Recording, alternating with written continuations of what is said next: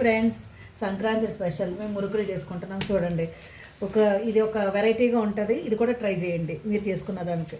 ఒక గ్లాసు బియ్యం పిండికి అదే గ్లాసుతో ఒక గ్లాసు మినపప్పు, ఒక గ్లాసు శనగపప్పు, ఒక గ్లాసు పెసరపప్పు ఉడకబెట్టేసి మిక్సీ కొట్టేయండి. మెత్తగా చేసి దాన్ని ఈ బియ్యం పిండిలో కలపండి. ఇంకో వాటర్ అవసరం లేదు. మనకి అది ఆ క్వాంటిటీ సరిపోతుంది. మనకు ఆ పిండి, ఆ 3 గ్లాసులు పిండి కొంచెం వాటర్ వేసి కొంచెం జోరుగా చేస్తాం కాబట్టి దానికి మన వాటర్ అవసరం లేకుండానే దాంతోనే మనం బియ్యం పిండి కలిపేసుకోవచ్చు.